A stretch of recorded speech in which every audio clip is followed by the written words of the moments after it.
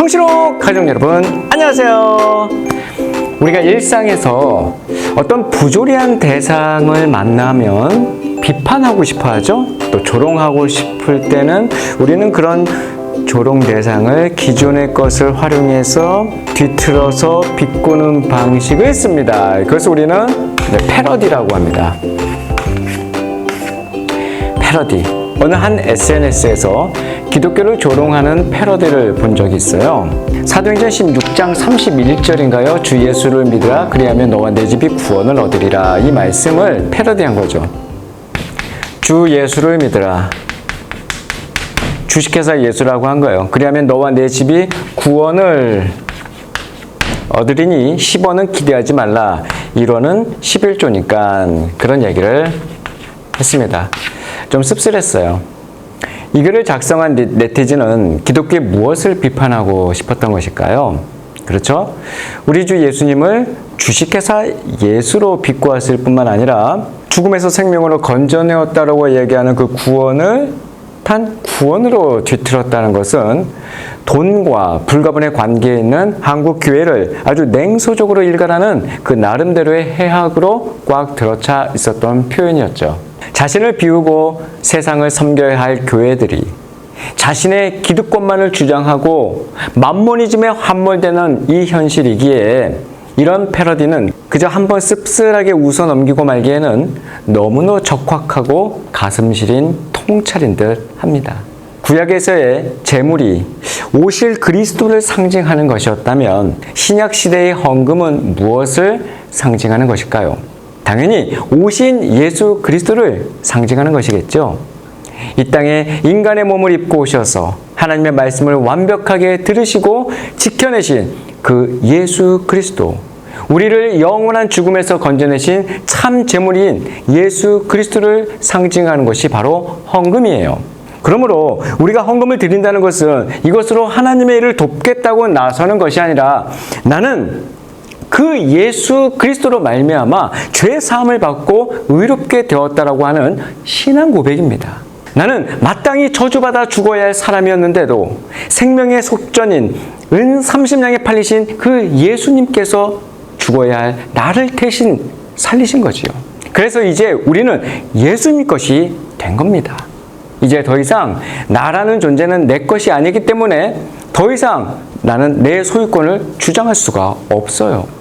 그래서 하나님께 나를 다 드리게 되는 것이지요. 그것을 성경은 순종이라고 하는 것이고 항복이라고 부르는 겁니다. 이처럼 하나님의 은혜를, 예수 그리스도의 십자가의 의미를 올바르게 깨달은 자들은 그렇게 자신을 하나님 앞에 쳐서 복종시키게 돼 있어요. 거기에서 순종의 삶이 나오고 헌금이 나오고 자신의 것을 비워 남을 살리는 구제와 봉사가 나오는 것이지요.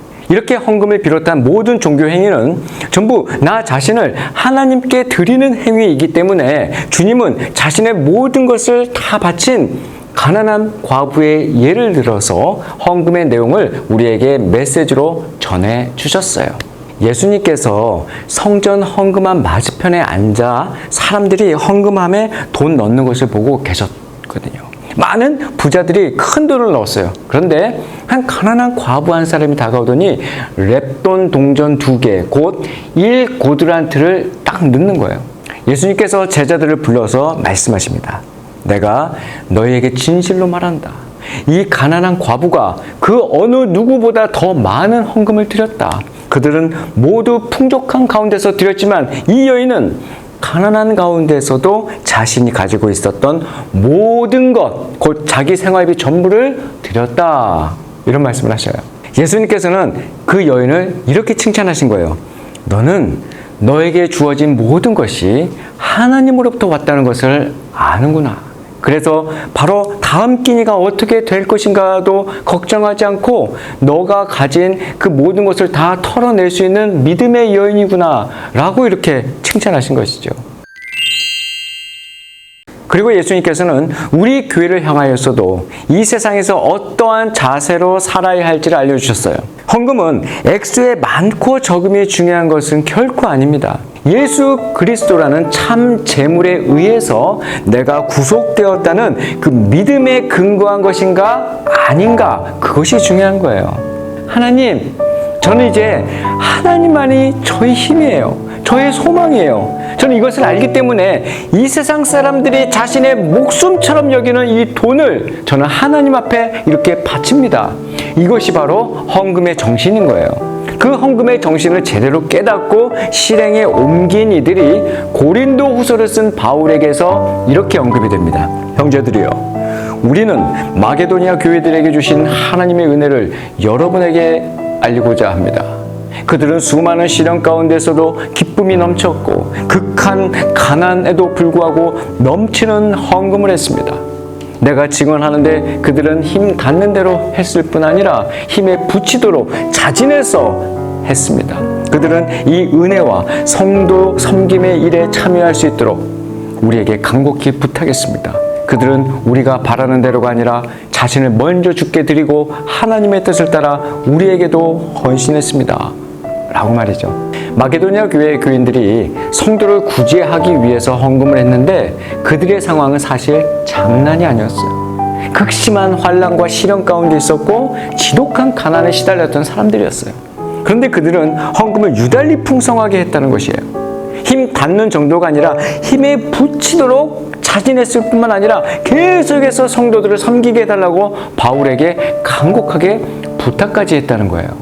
이 가난한 사람들이 이 땅에서의 행복만을 추구했다면 과연 그렇게 할 수 있었을까요? 그렇게 가난한 사람들이 힘에 부치도록 그렇게 헌금을 할 수 있었던 원동력은 과연 무엇이었냐 말이죠. 바로 세계관입니다. 삶의 가치관이 다르다는 거예요. 그들의 관심과 시선은 이 땅이 아닙니다. 저 하늘의 복된 소망을 품고 있었던 사람이었기 때문에 하나님 앞에 아낌없이 자기 자신을 드릴 수 있었던 것이지요. 내가 하나님의 소유가 확실하다면 나에게 주어진 모든 것이 하나님으로부터 온 것이 조금도 아까울 것이 없다는 것이지요. 그러한 신앙 고백의 표현이 바로 헌금인 거예요. 그러한 신앙 고백은 하나님께서 주신 참 믿음으로부터만 비롯될 수 있는 것이기 때문에 자발적이고도 아낌없는 헌금을 드릴 수 있는 것이랍니다. 그동안 우리 친구들은 어떤 자세와 어떤 마음으로 헌금을 했나요? 거지한테 동냥하듯이 그날 주머니에 있는 것 꺼내서 그렇게 내놓지는 않았나요? 헌금은 자신의 신앙 고백과 함께 하나님께 자기 자신을 드리는 거예요. 그러한 신앙 고백 없이 하나님께 소액 투자하고 많은 배당금을 받겠다고 헌금을 하는 사람들을 가리켜서 적게 심는 사람이라고 하는 거지요. 반면에 나는 하나님의 것이므로 나를 하나님께 드립니다 라는 신앙 고백과 함께 헌금을 드리는 자를 많이 심는 사람이라고 합니다. 하나님은 사실 우리의 돈이나 도움이 필요한 분이 아니세요. 여러분 오병이어 사건 아시죠? 어떤 분은 이 이야기를 이렇게 알고 있더라고요. 하나님께 적은 물질이라도 순종해서 바쳐. 그러면 하나님께서 그 돈을 잘 굴려서 크게 쓰시니까 가진 대로 정성껏 헌금하면 하나님이 그 돈으로 하나님 사업에 잘 쓸 거고 그 오병이어를 바친 사람은 큰 축복을 받을 거야. 이렇게 말이죠. 그런 축복은 없어요.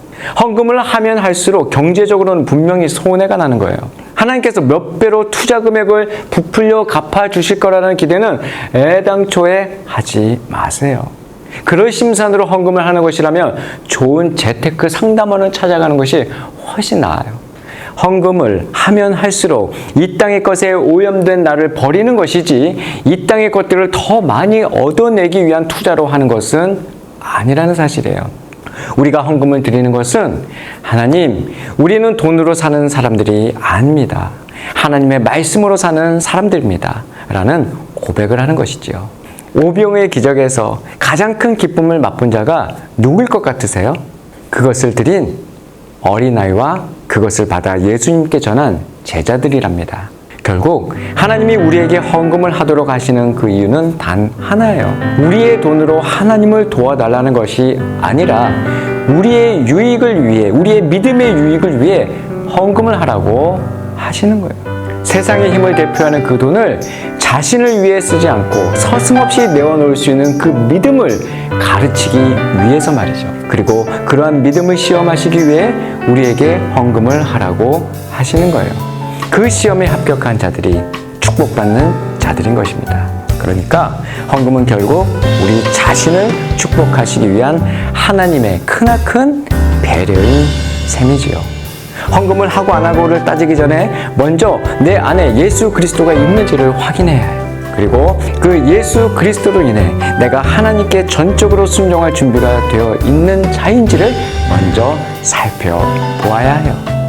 우리 하나님은 당신의 사랑하는 자녀가 헌금을 안 했다고 엄벌을 내리시는 그러한 째찌한 신이 아니랍니다. 다음 시간에 만나요.